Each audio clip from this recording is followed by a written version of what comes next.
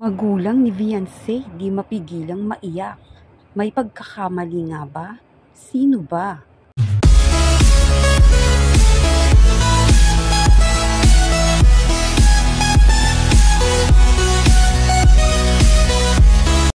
Magulang ni Beyonce di mapigilang maiyak. May pagkakamali nga ba? Tara, alamin natin. Kamusta po mga kalingap? Muling nagbabalik ang inyong lingkod, mini vlog, naghahatid ng update tungkol sa mga kalingap.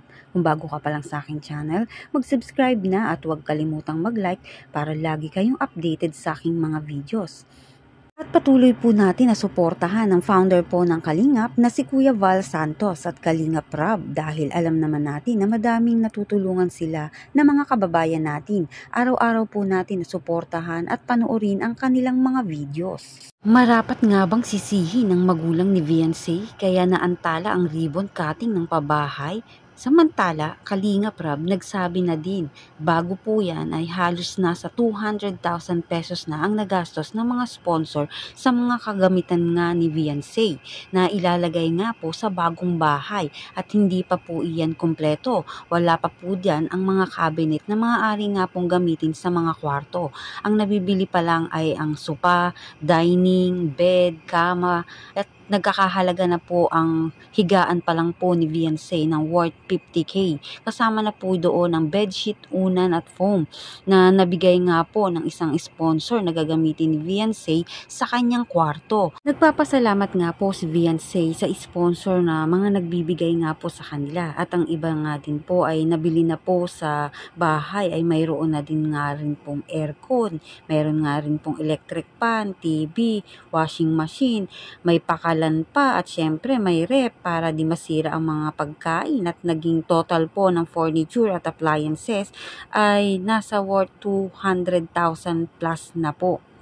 Dito naman tayo sa pagkakaantala ng ribbon cutting ng bahay nila Beyonce. Dapat nga bang sisihin ng magulang ni Beyonce? Pero para sa akin, mga kalingap, di naman kailangan na magsisihan.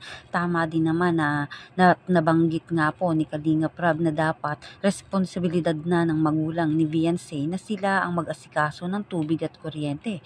Dahil una po, sila po ang titira doon at dapat talaga na sa pangalan nila iyon nakalagay. Ayon nga sa iba, mali daw si Dr. Love dahil nga binayaran na daw yun ni Dr. Love ngunit di po ata na-inform ang mga magulang ni Beyonce. Kaya sino nga ba ang nagkulang? Ang magulang ba ni Beyonce o si Dr. Love? Pero para sa akin ay huwag magsisihan at maayos din naman po ang lahat, mga kalingap. Ang katotohanan po kung bakit hindi matutuloy ang ribbon cutting dahil sa una, wala pong kuryente. Wala pong kuryente. Pangalawa, wala pong tubig.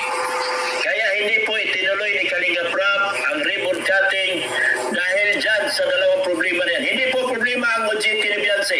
Wala pong problema ang OJT ni Beyonce.